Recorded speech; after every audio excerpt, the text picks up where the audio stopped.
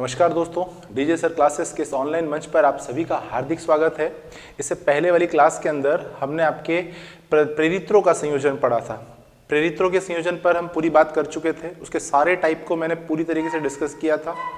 आज हम लोग जो पढ़ने जा रहे हैं वो है संधारित्रों का संयोजन। ठीक है, तो आप हेडिंग लगा लीजिए फटाफट, संधारित्रों का संयोजन।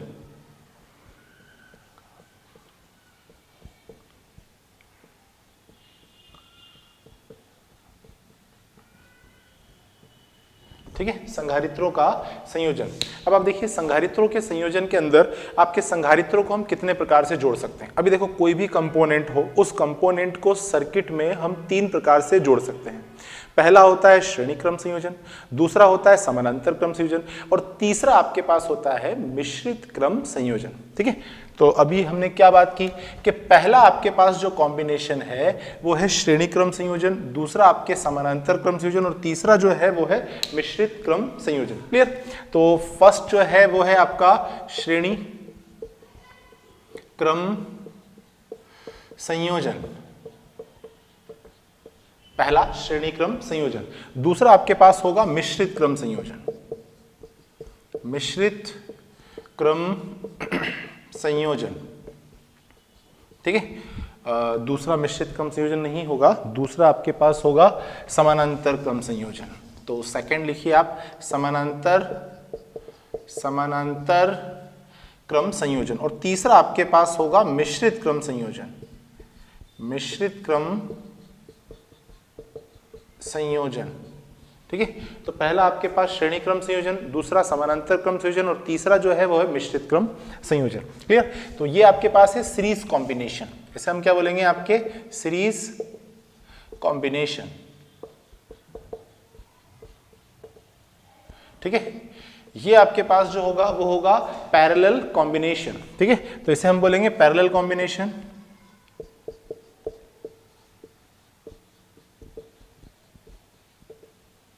और तीसरा आपके पास जो होगा वो होगा मिश्रित क्रम संयोजन, मिक्स कॉम्बिनेशन, या फिर हम बोलते हैं उसको सीरीज पैरेलल कॉम्बिनेशन। ठीक है, तो पहला आपके पास तीसरा जो होगा वो होगा मिक्स और सीरीज पैरेलल कॉम्बिनेशन। ठीक है, तो हम क्या करेंगे, कैपेसिटर लेंगे, इसको आपके पास क्या इस तरीके से जोड़ेंगे और वहां पर टोटल कैपेसिटेंस ज्ञात करना सीखेंगे। आप देखना जब आप किसी भी कंपटीशन एग्जाम में बैठते हो तो एक क्वेश्चन आपको देखने को मिल जाता है कि कोई भी छोटा मोटा सर्किट मिला और उस सर्किट के अंदर आपके कंडेंसर जुड़ा हुआ है और आपसे क्या पूछा है कि टोटल कैपेसिटेंस का मान ज्ञात करो। ठीक है, कुल धारिता क्या होगी इस संयोजन की या इस परिपथ की। ठीक है ना, समतुल्य धारिता की गणना करें। ठीक है, तो सबसे पहले हम लेते हैं श्रेणी क्रम संयोजन। तो फटाफट आप लोग भी हेडिंग लगा लीजिए, श्रेणी क्रम संयोजन। ठीक है, तो इसको तो हटाते हैं और श्रेणी क्रम संयोजन को पढ़ते हैं। अच्छा, अब देखिए श्रेणी क्रम संयोजन के अंदर मैं आपसे लिए आपके पहला कंडेंसर जो है हमने ये लिया, ये पहला कैपेसिटर है, ये आपके पास दूसरा कैपेसिटर है और ये आपके पास क्या है, तीसरा कैपेसिटर है ना। तो पहला कैपेसिटर, ये दूसरा कैपेसिटर और एक और ले लेते हैं हम यहाँ पर, ये आपके पास तीसरा कैपेसिटर। 3 कैपेसिटर ले लिए। अच्छा, इसकी आपके पास जो धारिता है, ठीक है, इसकी आपके पास जो धारिता है वो है C1। पहले वाले की धारिता आपके पास C1 है, इसकी धारिता C2 है और इसकी धारिता आपके C3 है, C1 C2 C3।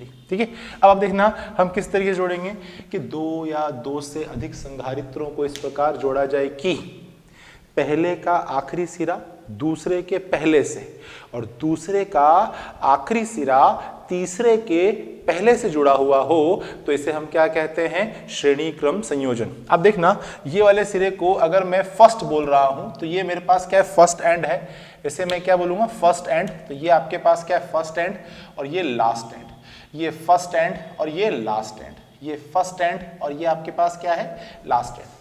हम क्या कह रहे हैं कि 2 या 2 से अधिक प्रतिरोधों को इस प्रकार 2 या 2 से अधिक आपके संधारित्रों को इस प्रकार जोड़ा जाए कि पहले का आखिरी सिरा दूसरे के पहले से दूसरे का आखिरी सिरा तीसरे के पहले से जुड़ा हुआ हो तो इसे कहते हैं हम श्रेणी क्रम संयोजन।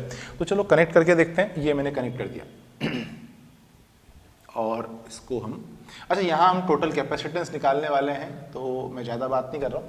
इस जगह पर हम सीटी निकालेंगे, इस जगह पर हम टोटल सीटी निकालने वाले हैं। ठीक है, मैंने जो अप्लाइड वोल्टेज दिए हुए हैं वो V दिए हुए हैं, और जैसे ही मैं वोल्टेज दूंगा परिपथ में एक धारा बहेगी और ये धारा होगी आपके I। इस धारा को हम क्या बोलेंगे? I।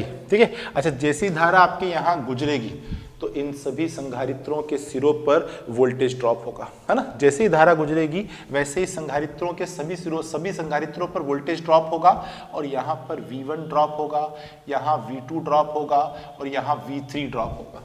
V1, V2, V3। ठीक है, तो ये पहले वाले संधारित्र के अक्रॉस V1, दूसरे वाले संधारित्र के अक्रॉस V2 और तीसरे वाले संधारित्र के अक्रॉस जो है वो क्या हो जाएगा आपके पास?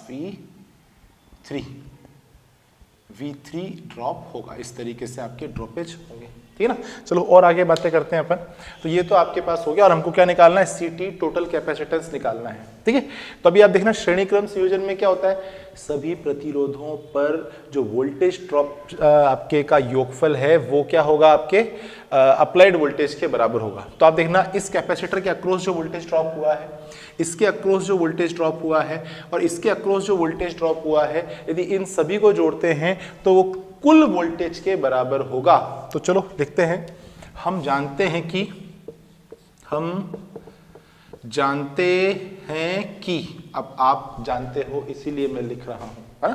तो आप लोग क्या जानते हो? आप लोग जानते हो V बराबर V1 प्लस V2 और प्लस V3, ये आप जानते हो। ठीक है, तो V बराबर आपके V1 प्लस V2 प्लस आपके V3, ये आप जानते हो। ये आपके पास ध्यान रखना। अब मैं V का वैल्यू और V1 का वैल्यू और V2 का वैल्यू अलग अलग निकाल रहा हूं। ठीक है ना। तो अभी आप देखो मैं V का मान निकालता हूं यहां से। V क्या होगा? V क्या होगा? अब आप देखना V जो होगा वो होगा 1/CT, समाकलन का चिन्ह I dt। ठीक है, अच्छा V1 का मान क्या होगा? V1 होगा 1/C1 समाकलन आपके I dt। I आपके पास कॉमन है ना। V2 क्या होगा? V2 होगा 1/C2 समाकलन का चिन्ह और I dt। V3 क्या होगा? V3 बराबर 1/C3 समाकलन का चिन्ह I आपके dt। तो अब देखना मैं सारे के सारे मान जो है ना V1, V2, V3 ये सब मान मैं यहाँ रख रहा हूँ। तो यहाँ पर हम जैसे ही मान रखेंगे तो आप देखो क्या हो जाएगा, यहाँ पर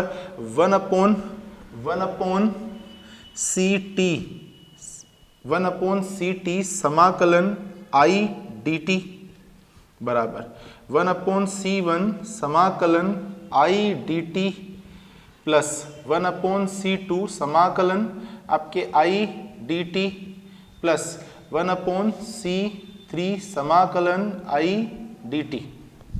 ओके, तो ये आपके पास क्या है? मैंने इसको इसमें रखा, और इसको इसमें रखते से ही अब आप देखना ये इस चीजें कॉमन दिख रही है आपको, दिख रही है कॉमन।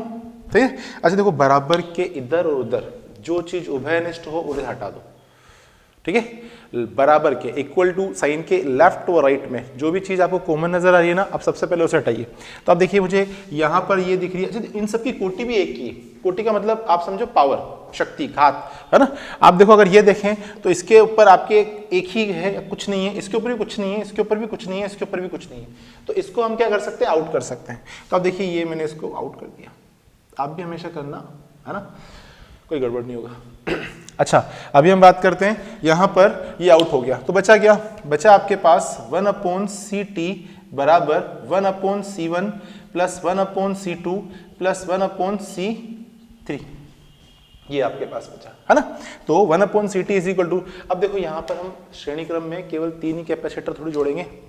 3 की जगह 4 हो सकते हैं, 5 हो सकते हैं, 6 हो सकते हैं, है ना, कितने भी हो सकते हैं। क्वेश्चन में क्या आता है, उसने कह दिया साहब कि 9 कैपेसिटर एक साथ श्रेणी क्रम में जुड़े हुए हैं।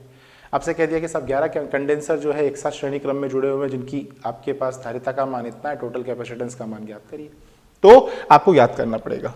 अभी आप देखना, मैं मान के चल रहा हूं कि माना कि श्रेणी क्रम के अंदर जो है n संधारित्र जुड़े हुए हैं। माना कि श्रेणी क्रम में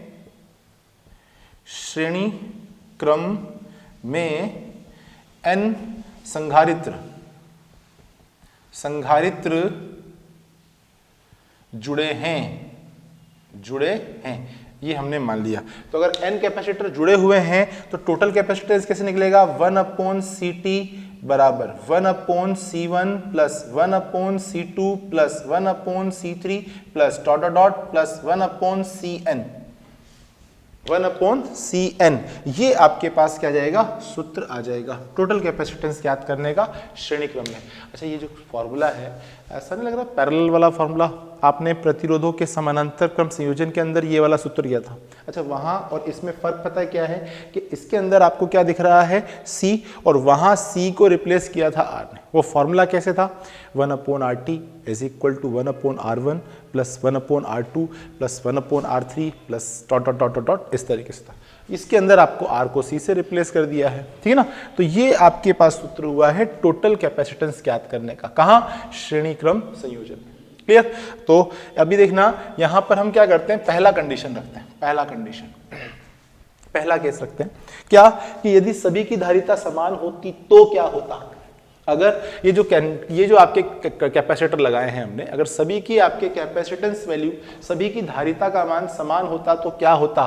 तो यदि सभी की धारिता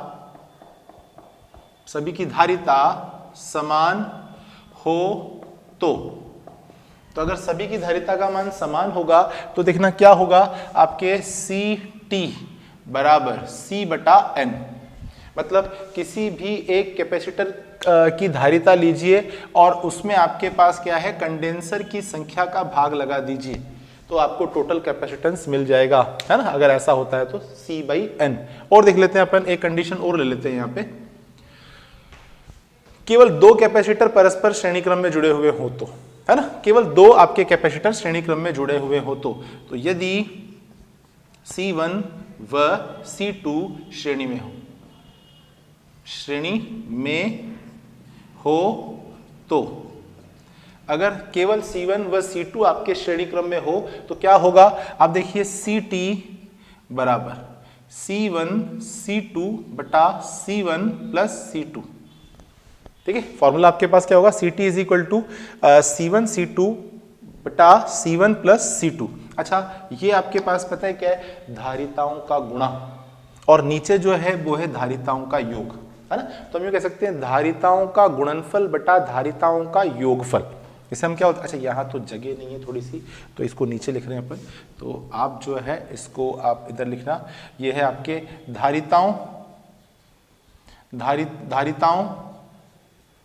का गुणा बटा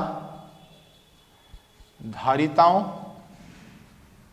का योग, ठीक है। और इसे आप जो है एक बॉक्स में बंद कीजिए, ठीक है। ये आपके पास एक फॉर्मूला निकल कर आया है ये, ठीक है। तो अभी देखो कितने सूत्र हो गए आपके पास। एक तो ये हो गया 1/CT बराबर 1/C1 plus 1/C2 plus 1/C3 plus dot dot plus 1/CN। अच्छा, एक आपके पास ये हो गया CT is equal to C1 C2 और C1 प्लस C2। एक आपके पास ये हो गया कि CT is equal to C/N, है ना।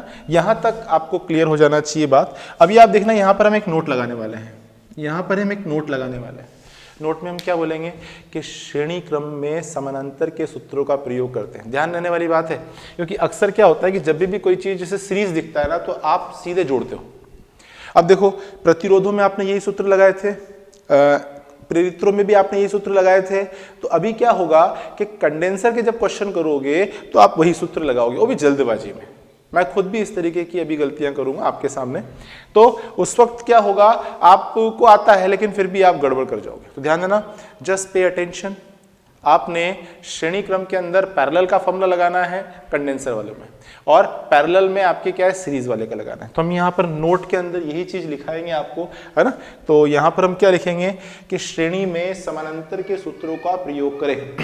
श्रेणी में श्रेणी में समानांतर के सूत्रों का प्रयोग करें। ठीक है, श्रेणी में समानांतर के सूत्रों का प्रयोग करें। आई होप आपको जो बोर्ड है वो पूरा विजिबल होगा और जो मैं लिख रहा हूँ वो सारा का सारा दिख रहा होगा। ठीक है, जब भी मैं बात करते हुए इस बोर्ड से इधर उधर होता हूँ तब आप इसका स्क्रीनशॉट लीजिए, पॉज कर नोट कीजिए, जैसे भी आपको बनाना है वैसे आप नोट्स मेंटेन कर सकते हैं। क्लियर? हमारी तरफ से जो है आपको कंप्लीट आपके क्लासरूम जो स्टडी है वो आपको ऑनलाइन में करवाई जा रही है ना। तो अगर आप पढ़ने के इच्छुक हैं, सिलेक्शन जो है उसके लिए आप सोच रहे हैं कि नहीं मेरे को टेक्निकल की कोई सी भी रिक्रूटमेंट आए, किसी भी आपके डिपार्टमेंट में आए, मैं कहीं पर भी आपके एग्ज़ाम में बैठूं, तो ऑल इंडिया लेवल पर टेक्निकल जिस जगह पे भी आ रहा है उस जगह आप बैठिए, है ना, और आपको जो है कंफर्म फ़ायदा होगा। मैं जो पढ़ाऊंगा उसमें से आपको क्वेश्चन देखने को मिलेंगे और आप खुद भी कमेंट्स बॉक्स में कहेंगे कि यस सर जो है काफ़ी क्वेश्चन बैठे। चलिए तो इसको फटाफट हटा लेते हैं और फिर आगे बढ़ते हैं अपन। तो संधारित्रों का श्रेणी क्रम संयोजन तो हो गया, है ना। श्रेणी क्रम संयोजन के बाद हम बात करते हैं समानांतर क्रम संयोजन के ऊपर।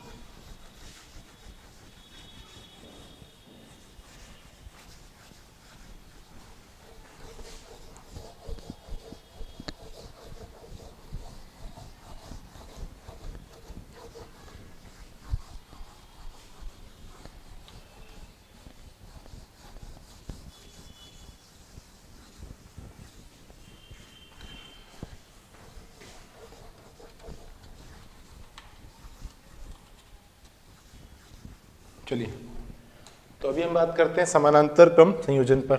तो समानांतर क्रम संयोजन,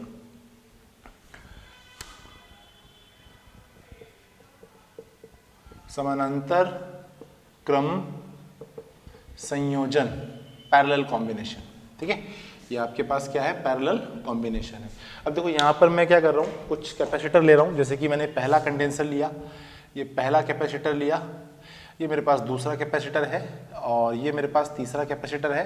ठीक है, इसकी जो आपके पास धारिता है वो है C1, ये C1 है, ये आपके पास C2 है और ये C3 है। ठीक है, C1 C2 C3। अभी हम क्या कर रहे हैं, इनको इस तरीके से जोड़ते हैं। तो देखो, दो या दो से अधिक संधारित्रों को इस प्रकार जोड़ा जाए कि उन सभी के पहले सिरे एक स्थान पर और सभी के आखिरी सिरे किसी दूसरे स्थान पर जुड़े हों, तो उन्हें समानांतर क्रम संयोजन कहते हैं। तो उन्हें समानांतर क्रम संयोजन कहते हैं। अच्छा, ये सारे के सारे पहले सिरे हैं तो मैं F से रिप्रेजेंट कर रहा हूँ, this is F, this is F और ये भी F, फर्स्ट एंड है, फर्स्ट एंड। और ये आपके पास क्या है, आखिरी सिरे है तो हम इसको कहेंगे लास्ट एंड, है ना। तो ये आपके पास क्या है, लास्ट एंड, लास्ट एंड और लास्ट एंड। तो अभी जो मैंने डेफिनेशन बोली थी उसे फिर एक बार रिपीट कर रहा हूं, ध्यान से सुनिएगा। दो या दो से अधिक संधारित्रों को इस प्रकार जोड़ा जाए कि सभी के पहले सिरे किसी एक स्थान पर और सभी के आखिरी सिरे किसी दूसरे स्थान पर जुड़े हुए हों, तो इसे हम क्या कहते हैं, समानांतर क्रम संयोजन कहते हैं। चलो कनेक्ट कर ही देते हैं यार, ये लो, ये कनेक्ट कर दिए। ओके, ये आपके पास क्या है, CT, अप्लाइड वोल्टेज जो मैं लगा रहा हूँ, V लगा रहा हूँ यहाँ पर, और जैसे हम ये लगाएंगे वैसे ही यहाँ पर आपके करंट का कंडक्शन होगा, यहाँ पे I करंट फ्लो होगा और ये I करंट अभी पता है क्या होने वाला है, तीनों ब्रांचों में बटेगा। इस जगह से आपके क्या है, करंट का आपके बंटवारा होगा और एक करंट जाएगा यहाँ पे, एक करंट जाएगा यहाँ पे, एक करंट जाएगा यहाँ पे। अच्छा, यहाँ जो करंट होगी उसे हम कहेंगे I1, यहाँ जो करंट होगी उसे कहेंगे हम I2 और यहाँ जो करंट होगी उसे हम कहेंगे I3, I1, I2 और I3। ठीक है, तो अभी देखना यहाँ पर ये समानांतर क्रम संयोजन में और इन सारी ब्रांचों में बहने वाली धाराओं को यदि जोड़ूं तो वो आपको क्या करेगी, टोटल सर्किट की करंट देगी, है ना। तो आप जानते हो कि समानांतर क्रम संयोजन में शाखा धाराओं का योगफल परिपथ की कुल धारा के बराबर होता है, या आपके कैपेसिटर के एस्पेक्ट में बोले तो समानांतर क्रम संयोजन में आपके सभी शाखाओं में बहने वाली धाराओं का योगफल जो है वो सर्किट की टोटल करंट के बराबर होता है। तो चलो, टोटल करंट के बराबर होता है तो लिख देते हैं अपन, हम जानते हैं कि, अच्छा आप जानते हो तभी लिख रहा हूं मैं कि हम जानते हैं। अगर सिर्फ मैं जान रहा होता ना तो फिर मैं लिखता मैं जानता हूं कि, ठीक है। तो आप भी जानते हो और मैं भी जानता हूं, है ना, हम दोनों जानते हैं इसलिए हम जानते हैं कि। तो अब क्या जानते हो भाई साहब आप लोग? आप लोगों को पता है कि I बराबर I1 plus I2 plus I3, ये आपको पता है ना। अभी देखो मैं क्या कर रहा हूं, यहां से करंट निकाल रहा हूं इस जगह से। तो I बेसिकली कैसे निकालेंगे? अब देखो I का मान हम कैसे निकालेंगे? I की वैल्यू होती है C dV बटा dt।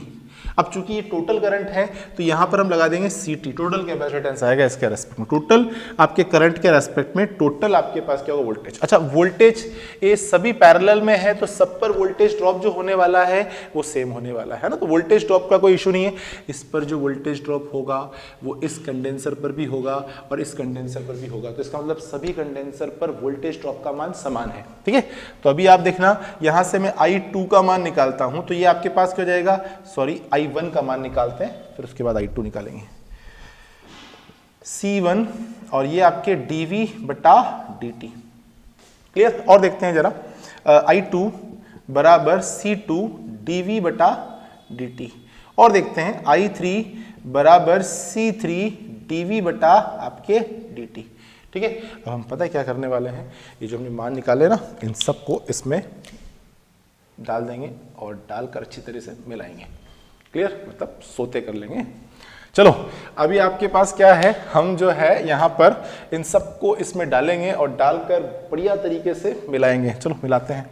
ये आपके पास क्या हो जाएगा, ये I का मान ये रहा, यहाँ पुट कर दो तो क्या हो जाएगा, ये CT dV बटा dt बराबर, अभी आपके पास क्या है I1 का मान है तो C1 और dV बटा dt प्लस C2 dV बटा dt, इसको थोड़ा ऊपर कर देते हैं, हाँ, प्लस C3 dV बटा dt। अभी आप देखना थोड़ी देर पहले एक स्टेटमेंट दिया था मैंने कि बराबर के लेफ्ट और राइट में अगर कोई चीज कॉमन नजर आ रही है, उभयनिष्ठ है और उनकी कोटि सेम है, उड़ा दो हटा दो, है ना। तो उड़ा दो हटा दो, ये लो उड़ा दिया हटा दिया, क्लियर। ध्यान रखना हमेशा किसी भी जगह आए, जब भी मैं पढ़ा रहा हूँ या मैं समझा रहा हूँ तो पक्की बात है मैं आपको ऐसे समझा रहा हूँ, ठीक है। तो आपको क्या देखना, इक्वल टू साइन यस है, इधर की तरफ और इधर की तरफ कोई चीज़ आपको कॉमन नजर आ रही है, सभी में नजर आ रही है, बोले हाँ साहब नजर आ रही है। अच्छा इसके ऊपर माथे पे जो चीज़ है वो कॉमन है, बोले हाँ साहब कॉमन है, स्क्वायर स्क्वायर स्क्वायर, अगर क्यूब क्यूब क्यूब तो क्यूब, ठीक है। अगर कुछ नहीं है तो फिर कुछ नहीं है, तो फिर उसका होना न होने के बराबर है, तो आप उसे हटा दो, है ना।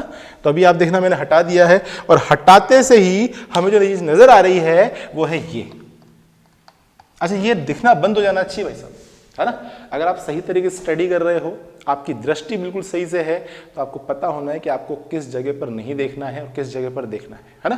तो इस वक्त मुझे ये नजर नहीं आ रहे हैं, मुझे सिर्फ ये नजर आ रहे हैं। तो क्या हो जाएगा आपके पास, CT बराबर C1 plus C2 plus C3। लेकिन देखो ये मेरा जनरल फॉर्मूला नहीं है, मुझे आपके क्या चाहिए, एक आपके जो सूत्र है उसका एक व्यापक रूप चाहिए, ठीक है। तो अभी आप तो बोलते हो कि भाई तीनों को जोड़ दो तो आपके टोटल कैपेसिटेंस आ जाएगा, 4 आ गए, तो बोले फॉर्मूला में तो 4 है ही नहीं, तो हम क्या करेंगे, जितने भी हो सकते हैं उतने जोड़ेंगे। तो हम क्या लिखेंगे कि यदि समानांतर में n कंडेंसर जुड़े हुए हो तो, है ना, यहां पे हम जनरल लिखते हैं कि यदि समानांतर में n कैपेसिटर जुड़े हों तो, है ना। तो अगर n कैपेसिटर जुड़े हुए होंगे तो हमारा फॉर्मूला जो है वो क्या आ जाएगा, हमारा फॉर्मूला आ जाएगा CT बराबर C1 plus C2 plus C3 plus dot dot dot plus CN, ये हमारा फॉर्मूला आ जाएगा, क्लियर आ जाएगा। दिख रहा तो है ना, हाँ दिख रहा है, थोड़ा बहुत नहीं दिख रहा देख लेना, आवाज सुनना और फिर उतार लेना, ये आपके पास है ना। तो CT is equal to C1 plus C2 plus C3 dot dot dot आपके पास क्या है CN। अभी आप देखना एक कंडीशन और देखते हैं अपन, यहाँ पर एक कंडीशन और देखते हैं क्या, कि यदि सभी की धारिता समान हो तो, मतलब C1, C2, C3 सभी की कैपेसिटेंस वैल्यू एक जैसी हो, मतलब 5 माइक्रोफैरड या फिर 10 माइक्रोफैरड या फिर 11 माइक्रोफैरड, मतलब एक जैसी हो, है ना। तो आप देखना यदि सभी की धारिता समान हो तो अगर सभी की धारिता समान होगी तो कुल धारिता ज्ञात करने का सूत्र आपके पास जो होगा वो होगा Ct बराबर C इंटू N। कुछ मत कीजिए, एक की धारिता लीजिए, कितने हैं उनसे गुणा कर दीजिए। तो हम क्या कह सकते हैं, आपके एक संधारित्र की धारिता इंटू संधारित्रों की संख्या, क्या लिखा जा सकता है इसका, आपके एक की धारिता गुणा संधारित्रों की संख्या, एक की धारिता इंटू आपके संधारित्रों की संख्या। तो इसे जो है आप एक बॉक्स में बंद कर लीजिए, है ना। तो ये हमने एक बॉक्स में बंद कर लिया, है ना। तो आपके पास दो सूत्र यहाँ से आ गए। तो आप देखो श्रेणी क्रम के सूत्र आ गए, समानांतर के सूत्र आ गए, ठीक है ना। तो श्रेणी क्रम और समानांतर क्रम दोनों के सूत्र आपके पास आ चुके हैं। अभी हम बात करेंगे मिश्रित क्रम संयोजन के ऊपर। लेकिन देखो मिश्रित क्रम संयोजन क्या, श्रेणी और समानांतर से मिलकर बना हुआ संयोजन, है ना। तो श्रेणी और समानांतर से मिलकर बना संयोजन जो है उसे हम क्या बोलेंगे, मिश्रित क्रम संयोजन, है ना। श्रेणी समानांतर दोनों से मिलकर बने संयोजन को मिश्रित क्रम संयोजन कहते हैं और इसमें दोनों के सूत्रों का प्रयोग करते हैं। जो मैंने आपको सूत्र लिखवाए सीरीज और पैरेलल, उन दोनों के सूत्रों का प्रयोग करते हैं। तो इसके ऊपर ज्यादा बात नहीं करेंगे, हम सवाल करेंगे। तो उन क्वेश्चंस के अंदर कुछ सीरीज में जुड़े हुए होंगे, कुछ पैरेलल में जुड़े होंगे और ए हो जाएगा, है ना। तो आपने जो है तीसरा वाला नहीं पढ़ना है, आपको बस ध्यान रखना है कि मिश्रित क्रम संयोजन क्या होता है। एक बार फिर रिवाइज करवा रहा हूं कि श्रेणी और समानांतर से मिलकर बना संयोजन मिश्रित क्रम संयोजन कहलाता है। दोबारा बोल रहा हूं, श्रेणी क्रम और समानांतर क्रम से मिलकर बना संयोजन मिश्रित क्रम संयोजन कहलाता है, ठीक है। और इसमें दोनों के सूत्रों का प्रयोग किया जाता है। आप अगर नोट डाउन करना चाहो तो आप नोट डाउन भी कर सकते हो, क्योंकि वीडियो में तो आपको फैसिलिटी है। आप मुझे स्लो कर सकते हो, आप मुझे फास्ट कर सकते हो, आप मुझे पॉज कर सकते हो, है ना। तो जो चाहे वो करो, ठीक है। लेकिन मैंने बोल दिया उसे नोट जरूर कर लेना।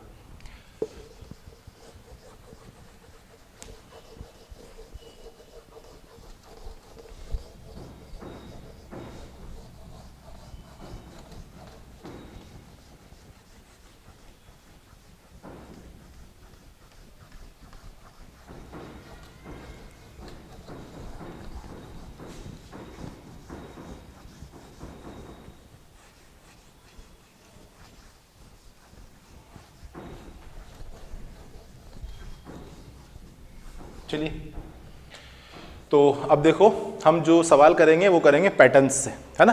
तो मैं एक एक करके सारे पैटर्न यहाँ पर फिर डिस्कस करने वाला हूँ। अच्छा, इससे पहले वाला जो वीडियो था मेरा, उस वीडियो के अंदर हमने जितने भी पैटर्न पढ़े थे वो सब पैटर्न आई होप आपने पढ़ रखे हैं। अगर आप नहीं पढ़े हैं तो ऊपर आई बटन में आपको इधर कहीं आएगा, है ना, दोनों जगहों में से कहीं आ जाएगा, उस जगह आप एक क्लिक करना, आप उस वीडियो पे पहुंच जाओगे। डिस्क्रिप्शन बॉक्स में भी उस वीडियो का हम लिंक डाल देंगे, ठीक है। वहां पर जाकर आप उस वीडियो को देख सकते हैं। अच्छा, वो सारे के सारे पैटर्न जो है ना वो हम वापस एक बार डिस्कस करेंगे, ठीक है। क्योंकि देखो वहां आपको कुछ हो सकता है कच्चा याद हुआ हो, कुछ पक्का याद हुआ हो, कुछ थोड़े बहुत डाउट रह गए हो, है ना। वो डाउट सारे के सारे यहाँ क्लियर हो जाएंगे। इसके अलावा श्रेणी और समानांतर संधारित्र मतलब कैपेसिटर के अंदर जब हम लगाएंगे, मतलब वहां पे जो इंडक्टर लगा हुआ था उसको रिप्लेस कर देंगे हम किससे, कैपेसिटर से। सारे पैटर्न एक बार और डिस्कस करेंगे ताकि आपको ये पता हो कि उन सारे पैटर्न्स को ट्रीट कैसे करना है, उनका ट्रीटमेंट कैसे किया जाता है ना, बहुत जरूरी है। और वो सारे के सारे पैटर्न जो है वो बहुत इंपॉर्टेंट है, ठीक है। तो पैटर्न नंबर फर्स्ट देखते हैं अपन यहां से, पैटर्न नंबर फर्स्ट, है ना। तो पैटर्न नंबर फर्स्ट के अंदर जैसे कि मान लो ये मेरे पास एक कैपेसिटर, ये दूसरा, ये तीसरा और ये चौथा, यहाँ पर इस तरीके से जोड़ दिया, है ना। और हमसे कहा कि x और y, है ना, टोटल कैपेसिटेंस x और y के बीच में निकालिए। ये है 1 माइक्रोफैराड, ये आपके पास जो है वो है 2 माइक्रोफैराड, ये है 3 माइक्रोफैराड और ये है 4 microfarad. Clear? 1 microfarad, 2 microfarad, 3 microfarad और 4 माइक्रोफैराड। पहला क्वेश्चन पैटर्न नंबर फर्स्ट के अंदर, ठीक है। और दूसरा देखते हैं, एक और देखते हैं यहाँ पर सेकंड नंबर। यहाँ पर ये पहला कंडेंसर, ये आपके पास दूसरा कंडेंसर, ये आपके पास तीसरा कंडेंसर और ये चौथा कंडेंसर।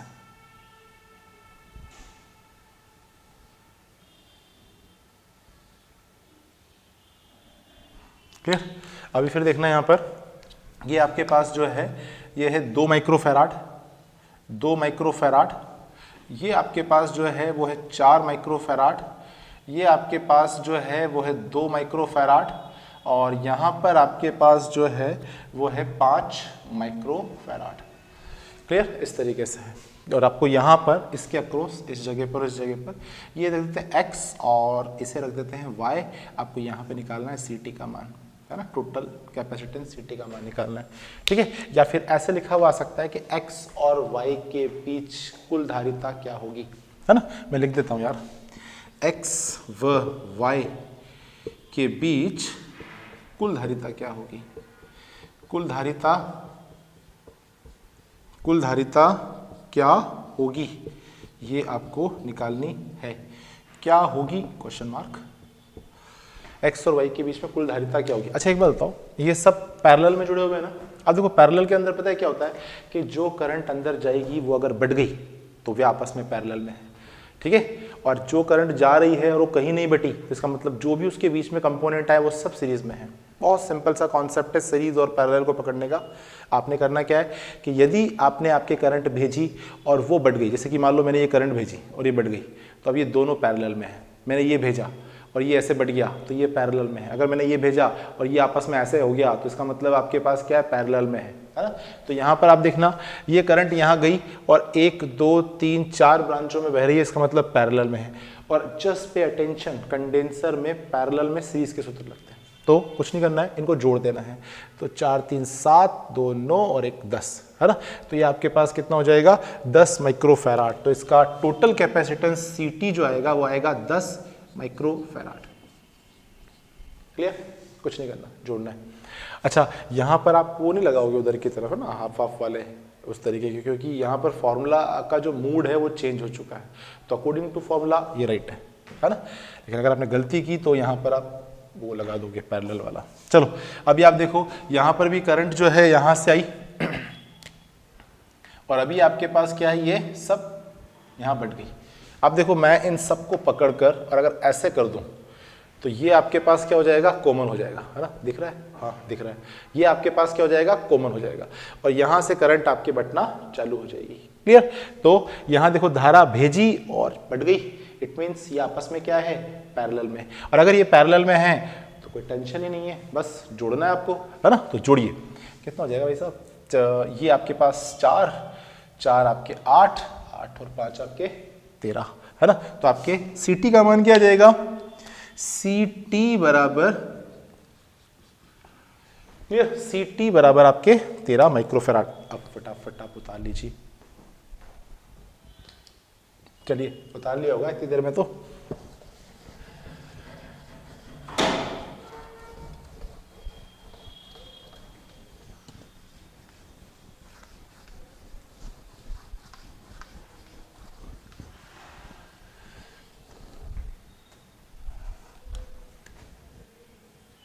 चलो तो ये आपके पास क्या था, पैटर्न नंबर फर्स्ट था, बड़ा आसान सा पैटर्न था। अभी हम बात करते हैं पैटर्न नंबर सेकंड पर, है ना। अभी हम बात करते हैं पैटर्न नंबर सेकंड पर।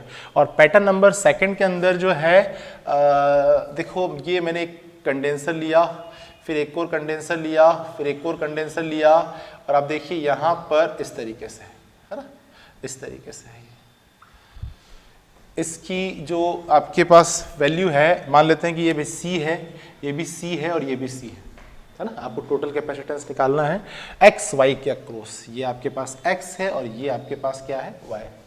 अब आप देखिए कि यहाँ से करंट जाएगा, गया, यहाँ से बाईपास हो जाएगा, क्योंकि आपको पता है धारा जो होती है ना वो हमेशा शॉर्ट पाथ को फॉलो करती है। तो जो आपके पास शॉर्ट पाथ होगा ना, करंट वहाँ से जाएगी। तो पक्की बात है कि ये आपके पास शॉर्ट पाथ है और इसका रेजिस्टेंस जो है वो आपके क्या आ जाएगा, 0 आ जाएगा। तो सारा करंट यहाँ से ही बाईपास होगा, है ना, सारा करंट यहाँ से ही बाईपास होगा, ठीक है ना। और इस जगह पे अगर हम देखें तो यहाँ का सारा करंट यहाँ से बाईपास होगा, है ना। तो इसका मतलब ये हुआ कि ये पॉइंट अगर 1 है तो ये पॉइंट भी 1 है, और अगर ये पॉइंट 2 है तो ये पॉइंट भी 2 है। अब देखो ना यार, मैं इन दोनों को पकड़ता हूँ, मिलाता हूँ, ऐसे ट्विस्ट करता हूँ, और फिर उसके बाद जो लूप बनता है इस लूप को मैं काट देता हूँ।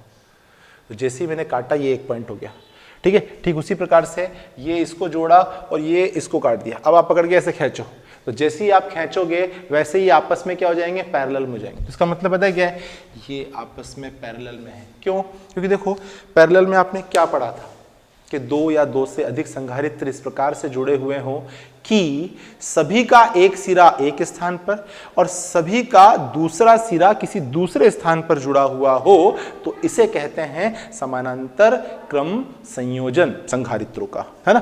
तो देखो इसका पहला सिरा एक जगह पर, इसका पहला सिरा एक जगह पर, इसका पहला सिरा एक जगह पर। अच्छा, और देखो इसका आखिरी सिरा दूसरी जगह पर, इसका आखिरी सिरा दूसरी जगह पर, इसका आखिरी सिरा दूसरी जगह पर। तो अगर मैं इसका इक्विवेलेंट सर्किट बनाऊं तो इसका इक्विवेलेंट सर्किट किस तरीके से होगा। अब देखिए, ये पहला कंडेंसर, ये आपके पास दूसरा कंडेंसर और ये तीसरा कंडेंसर, और ये रहे वो फर्स्ट पॉइंट, इसे हम क्या बोलेंगे, ये फर्स्ट पॉइंट। और ये आपके पास जो है वो क्या है, सेकेंड पॉइंट। तो ये आपके क्या हो जाएगा, सेकेंड पॉइंट रेस्पेक्टिवली। ये रहा आपके पास सेकेंड पॉइंट। तो आप बताओ, दिख रहा है ना यार। अब देखो ये आपके पास है C1, ये आपके पास है C, ये भी है C और ये भी C। अब आप बताओ समानांतर में श्रेणी के सूत्र लगते हैं कि नहीं लगते हैं? लगते हैं। तो इसका मतलब समानांतर में श्रेणी के सूत्र लगते हैं, तो जोड़ दो भाई साहब, है ना। C कितना हो जाएगा, 3C। तो CT बराबर 3C, CT बराबर क्या हो जाएगा, 3C। ध्यान रखना, गलती से भी मत करना, C बराबर L लगा दो, है ना। श्रेणी में समानांतर लगाना है, समानांतर में श्रेणी लगाना है ना। गलती से भी गलती नहीं करनी है। जल्दबाजी करोगे तो गलती हो जाएगी, है ना। आराम से अगर मान लो करोगे तो गलती नहीं होगी, है ना। गलती के चांसेस कम हो जाएंगे। ये आपके पास क्या है, पैटर्न नंबर सेकेंड है। चलो पैटर्न नंबर थर्ड देखते हैं। एक और पैटर्न नंबर थर्ड देखते हैं। अच्छा, पैटर्न नंबर थर्ड में हम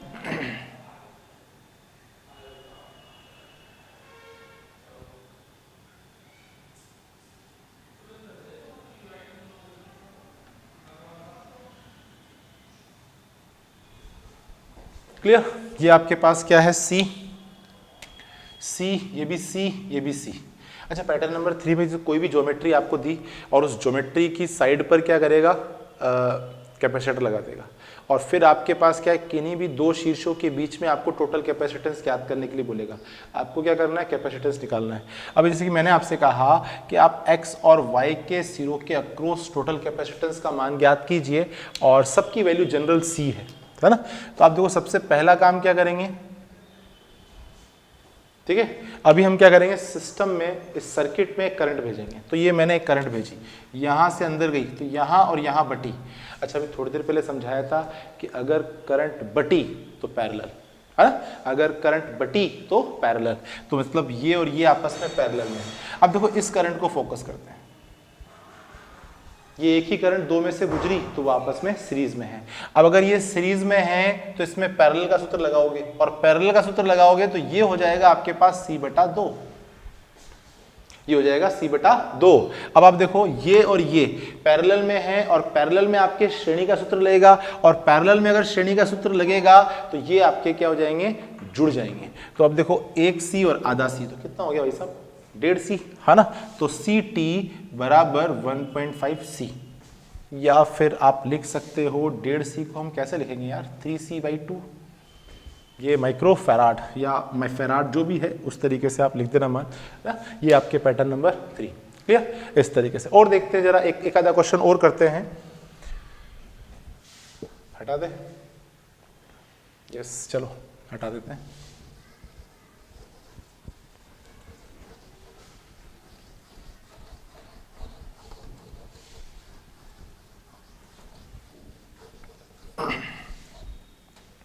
चलिए, ये आपके पास देखो तीसरा, तीसरे के बाद चौथा देखते हैं, चौथा एक और देख लेते हैं जरा। जैसे कि मान लो हमारे पास ये आता है इस तरीके से,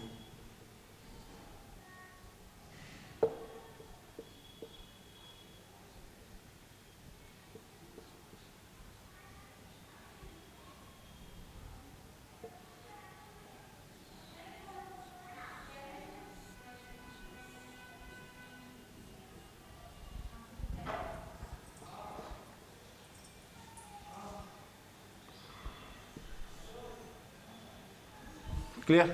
और इन सब की जो आपके पास वैल्यू है धारिता की वो है सी, सब जगह पे सी वैल्यू है ना, सी वैल्यू है। तो आपको निकालना एक्स और वाई के अक्रॉस टोटल कैपेसिटेंस का मान, है ना, एक्स और वाई के अक्रॉस टोटल कैपेसिटेंस का मान। बड़ा पॉपुलर सर्किट है और अक्सर आपको एग्जाम में देखने को मिलता है ना, आया हुआ है। इसकी हिस्ट्री के बारे में तो क्या बात करें, बहुत बढ़िया हिस्ट्री है इसकी, है ना। तो ज्योग्राफी भी अच्छी है मेरे हिसाब से और हिस्ट्री भी अच्छी है इसकी, है ना, टेंशन ना लें। अभी आप देखो यहाँ से करंट अंदर आएगा, यहाँ और यहाँ जाएगा, और ये वाला करंट जो है यहाँ और यहाँ, ये वाला करंट आपकी यहाँ और यहाँ इस जगह जाएगा, है ना। अब आप देखो कि जो करंट अंदर आया था, मान लो कि स्मॉल आई करंट आपने भेजा था, वो इस वक्त 4 ब्रांचों में फ्लो हो रहा है, ठीक है। और इन चारों ब्रांचों के बारे में आप ध्यान से देखो तो इन सब पर आपके सी का वैल्यू जो है वो सेम है, सब पर धारिता का मान समान है ना। और सब पर अगर धारिता का मान समान है तो पक्की बात है एक्स सी भी आपके समान होगा। कैपेसिटिव रिएक्टेंस जिसको हम कहते हैं, धारितीय प्रतिघात या धारितीय प्रतिकारिता जिसको हम कहते हैं। अच्छा, अगर ये समान है तो पक्की बात है कि आई जो है वो बराबर बराबर बटी हुई होगी, और अगर ये बराबर बराबर बटी है तो इन दोनों का प्रोडक्ट वोल्टेज ड्रॉप समान रहा होगा, और यहाँ पर आपको इक्विपोटेंशियल पॉइंट मिलने की पॉसिबिलिटी है, यहाँ पर आपको समविभव बिंदु मिलने की संभावना है। आपको पता होना चाहिए इक्विपोटेंशियल पॉइंट अगर सर्किट में मिल जाता है ना तो बल्ले बल्ले हो जाती है ना, आपका सर्किट बड़ी आसानी से सॉल्व हो जाता है। आप देखिए यहाँ पर ये जो पॉइंट है, ये वाले पॉइंट इक्विपोटेंशियल पॉइंट होंगे, इन पर पोटेंशियल की वैल्यू सेम होगी, और आपको पता होना चाहिए कि यदि पोटेंशियल का मान समान है तो वहाँ करंट कंडक्शन नहीं होता। अगर किन्हीं 2 बिंदुओं पर विभव का मान समान होता है तो उनके बीच प्रवाहित होने वाली धारा का मान 0 होगा। दोबारा बोल रहा हूँ कि परिपथ में स्थित, मतलब बंद परिपथ में स्थित किन्हीं 2 बिंदुओं के बीच, ध्यान रखना, बंद मतलब बंद है, क्लोज सर्किट है ना, करंट कंडक्शन हो रहा है, बंद का मतलब वो नहीं, बंद, ठीक है। अभी देखना कि यदि आपके बंद परिपथ में स्थित किन्हीं 2 बिंदुओं के बीच प्रवाहित होने वाली धारा का मान जो है वो आपके समान हो, तो रेजिस्टेंस का वैल्यू समान हो, तो दोनों का गुणनफल वोल्टेज ड्रॉप बराबर होगा, और वोल्टेज ड्रॉप बराबर होगा तो दोनों के बीच करंट कंडक्शन नहीं होगा, धारा का प्रवाह नहीं होगा। तो परिपथ में स्थित किन्हीं 2 बिंदुओं के बीच विभव का मान समान हो, ठीक है ना, तो उनके बीच प्रवाहित होने वाली धारा का मान 0 होता है। ये आपके पास एक है ना, ये आपके पास A, इसे बोल देते हैं B और इसे बोल देते हैं C, और सब पर आपके पास पोटेंशियल सेम है। तो यहाँ जो ब्रांचें हैं, ये जो ब्रिजिंग का काम कर रही है, उसमें बहने वाली धारा का मान क्या हो जाएगा, 0। अच्छा, यहाँ पर भी आपके करंट कंडक्शन 0 हो जाएगा, और जैसे ही करंट कंडक्शन 0 होगा तो आपको पता है कि धारा कहाँ 0 होती है, धारा कहाँ नहीं बहती, ओपन सर्किट में नहीं बहती। तो अगर इस वाले सर्किट में आपका करंट कंडक्शन या इस ब्रांच में करंट कंडक्शन नहीं हो रहा है तो इसको ओपन कर सकते हैं। लो करके देखते हैं ओपन, ये ओपन कर दिया, ये ओपन कर दिया, क्लियर। ओपन करते से देखो अभी क्या हुआ, ये वाला करंट बाईपास हो गया, ये वाला करंट बाईपास हो गया और यहाँ आ गया। तो बोलो आपस में श्रेणी क्रम में आ गया नहीं, और श्रेणी क्रम में आते से ही समानांतर के सूत्र लगा दो, आधा कर दो, है ना। तो ये आपके पास कितना जाएगा, C/2। अच्छा, इधर देखो ये वाला करंट सीधे बाईपास होकर इधर आ गया, तो ये दोनों भी आपस में श्रेणी क्रम में आ गए। और अगर ये श्रेणी क्रम में आए हैं तो श्रेणी क्रम में समानांतर के सूत्र लगते हैं, तो आधा कर दो, C/2 हो गया। अच्छा, ये देखो ये दोनों आपके पास क्या है, पैरेलल में है, और पैरेलल में हम क्या लगाएंगे, सीरीज का फॉर्मूला, तो ये हो जाएगा 2C। देखो यहाँ देखो ये दोनों आपस में पैरेलल में है, और पैरेलल में हम क्या लगाएंगे, सीरीज के सूत्र, तो ये आपके पास क्या हो जाएगा, 2C। अच्छा, एक बात देखना, ये आपके पास 2C और 2C आपस में श्रेणी क्रम में है ना, 2C और 2C आपस में क्या है, श्रेणी क्रम में है। और अगर ये श्रेणी क्रम में है तो इसमें लगाएंगे पैरेलल का फॉर्मूला, तो ये आधा हो जाएगा, तो 2C का क्या हो जाएगा, C। मतलब ये सारा का सारा जो है ना, ये सब क्या हो जाएगा, C। ये आपके पास क्या है, C। अब देखो यहाँ इसको इसको और इसको देखो, काय में ये पैरेलल में, ठीक है, ये पैरेलल में है, तो पैरेलल में हम लगाते हैं श्रेणी का सूत्र, और श्रेणी का सूत्र लगाएंगे तो देखो ये c/2 और c/2 मतलब c और c plus C is equal to twice C, तो टोटल कैपेसिटेंस का मान जो होगा वो होगा आपके पास क्या, ट्वाइस सी, तो Ct is equal to twice C, Ct is equal to क्या हो जाएगा, ट्वाइस सी। आई होप आपको समझ में आ गया होगा, है ना, किस तरीके से हमने ये निकाला, ठीक है ना। तो आपने देखो एग्जाम हॉल में ज़्यादा हेडेक नहीं करनी है, आपने देखना है सिंपल क्या है, तो जो भी कंपोनेंट की वैल्यू रखी है उसका डबल कर दो, मैं तो आपको यही सलाह दूंगा, प्रैक्टिस ही इतनी अच्छी करो ताकि ये क्वेश्चन ही रटाई में आ जाए, क्योंकि आपके वहाँ पर आपको टिक लगाने का काम रहेगा, और अगर आप वहाँ जाकर ये खिचड़ी पकाना चाहते हो तो आपकी इच्छा, पकाते रहो बैठ के। चलो तो अभी हटाते हैं यार इसको, और पैटर्न नंबर 5 डिस्कस करते हैं आपके साथ, है ना। पैटर्न नंबर 5,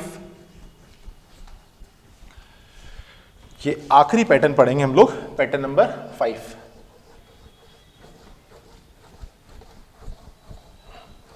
नोट्स बराबर मेंटेन कीजिए, वीडियोस आपके क्या है,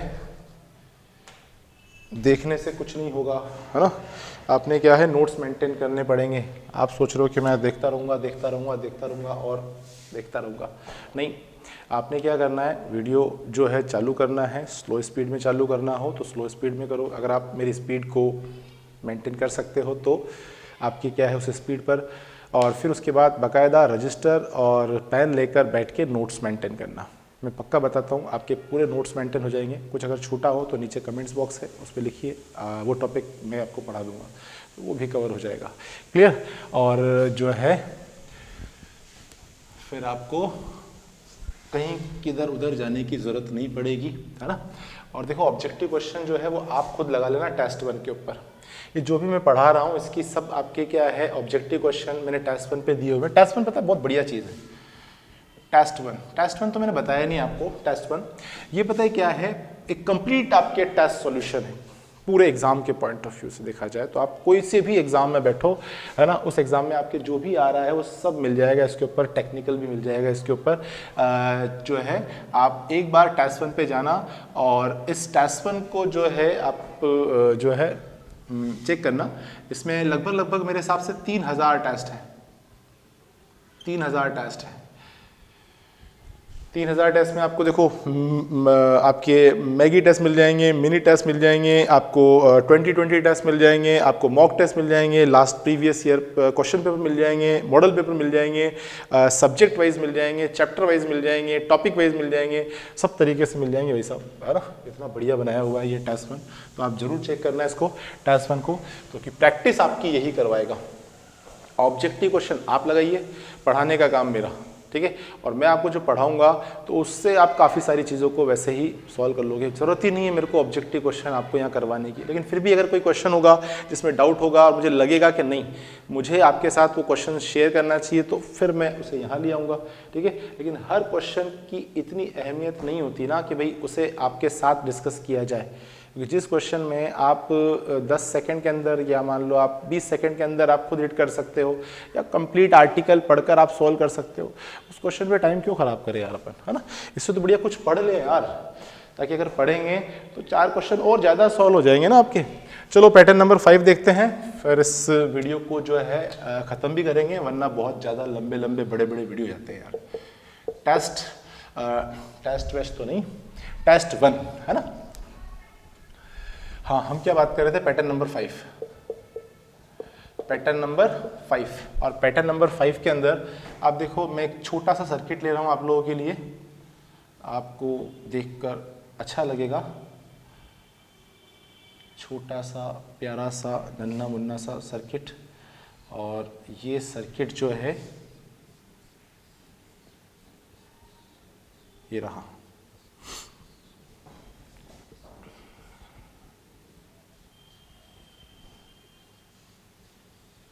क्लियर ये। अच्छा, इस पर जो है आपके जितनी भी साइड्स है उन साइड्स पर जो कंडेंसर लग रहे हैं उन सब की कैपेसिटेंस वैल्यू जो है या कैपेसिटिव वैल्यू जो है वो CCC है। फैराड मान लो C फैराड या माइक्रो फैराड, इस तरीके से। और आपको इसके डायगोनल शीर्ष पर, आपको इसके डायगोनल शीर्ष पर टोटल कैपेसिटेंस का मान ज्ञात करना है। ये आपके पास x है और ये y है, ये x और ये क्या है, y है, x और y, ठीक है।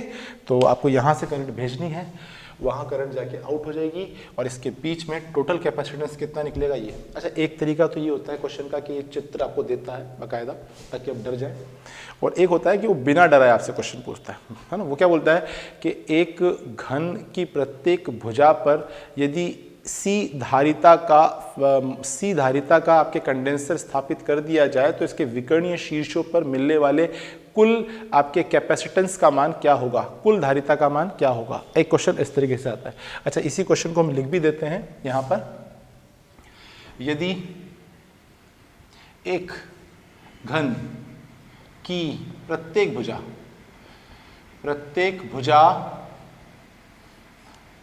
भुजा पर सी धारिता का संधारित्र लगा हो तो इसके विकर्णीय शीर्षों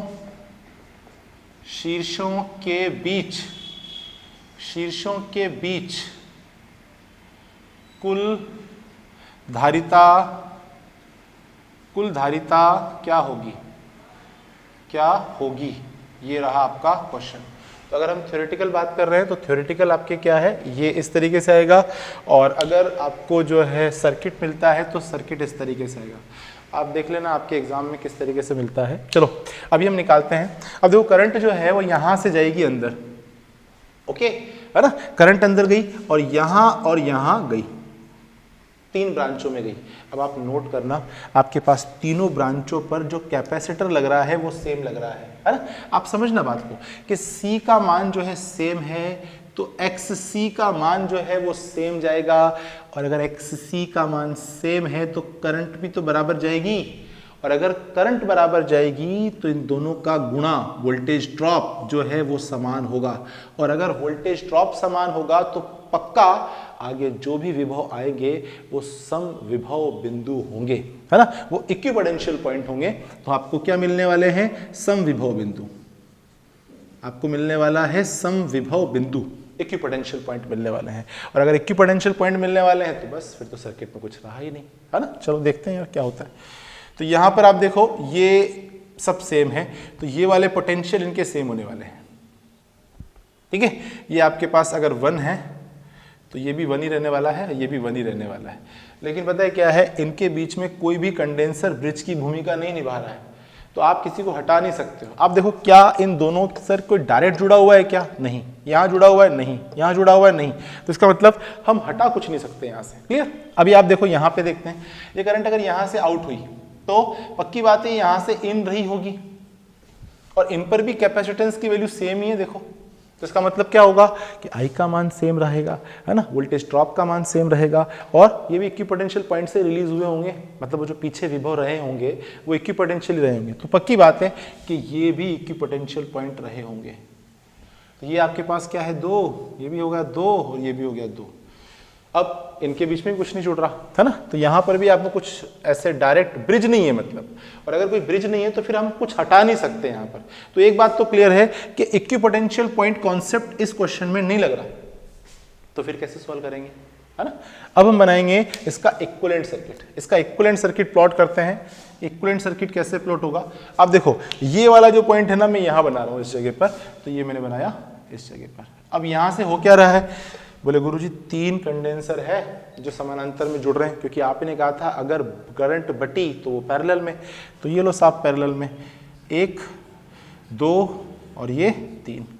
अब क्या है, बोले 1 पॉइंट है। अब देखो जब तीनों पर पोटेंशियल सेम है तो इसको अलग अलग करने की जरूरत कहाँ आ रही है, इसको एक ही जगह पे कर दो ना। तो मैं एक ही जगह पर आपके बना रहा हूँ, और ये मैंने आपके क्या इसको कॉमन पॉइंट दे दिया, और ये आपका पॉइंट जो है वो है 1, है ना। इस पर क्या हो जाएगा, 1 पोटेंशियल हो जाएगा। अच्छा चलो इसको प्लॉट करते हैं, इसको मैं यहाँ कहीं प्लॉट करूंगा, ये इसको मैंने प्लॉट कर दिया, ये y पॉइंट है और ये हमारा x पॉइंट है।